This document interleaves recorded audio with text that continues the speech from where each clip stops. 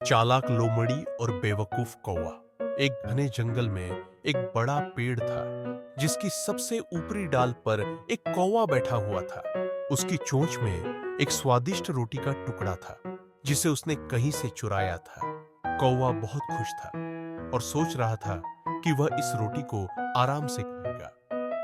इसी समय जंगल के रास्ते से एक चालाक लोमड़ी गुजर रही थी। उसकी नजर पेड़ पर बैठे कौवे पर पड़ी और उसने देखा कि उसकी चोंच में रोटी है। लोमड़ी का मन ललचा गया। उसने सोचा, इस रोटी को पाने के लिए मुझे कुछ चालाकी करनी होगी। लोमड़ी ने पेड़ के नीचे खड़े होकर कौवे से मीठे स्वर में कहा, ओहो कौवे भाई, तुम्हारे पंख कितने सुंदर हैं। तुम्हारी काली काली आंखें तो मोतियों जैसी चमकती हैं। मुझे यकीन है कि तुम्हारी आवाज भी बहुत मीठी होगी। क्या तुम मुझे अपना एक गाना सुनाओगे? कौवा अपनी तारीफ सुनकर बहुत खुश हो गया, लेकिन वह समझदार था। उसने सोचा, अगर मैंने गाना गाने के लिए चोंच खोली तो रोटी गिर जाएगी। इसलिए वह चुपचाप लोमड़ी की बातें सुनता रहा। लोमड़ी ने देखा कि कौवा उसकी बातों में नहीं आ रहा है, तो उसने और मीठी बातें करनी शुरू की। उसने कहा, कौवे भाई, पूरा जंगल तुम्हारे गाने का दीवाना है। अगर तुम गाओगे तो सबको बहुत खुशी होगी।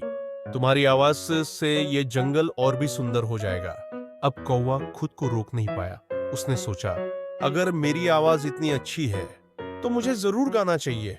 जैसे ही उसने गाना शुरू किया, उसकी चोंच खुल गई और रोटी नीचे गिर पड़ी। लोमड़ी ने तुरंत रोटी उठाई और हंसते हुए कहा, धन्यवाद कौवे भाई, तुम्हारा गाना तो बहुत प्यारा है, लेकिन यह रोटी और भी ज्यादा स्वादिष्ट होगी।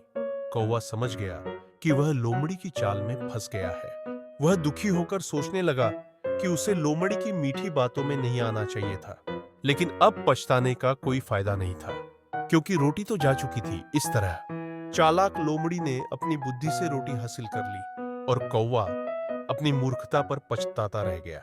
तो बच्चों, इस कहानी से हमें यह सीखने को मिलता है कि हमें कभी भी दूसरों की मीठी बातों में आकर अपनी चीजों को नहीं गनवाना चाहिए।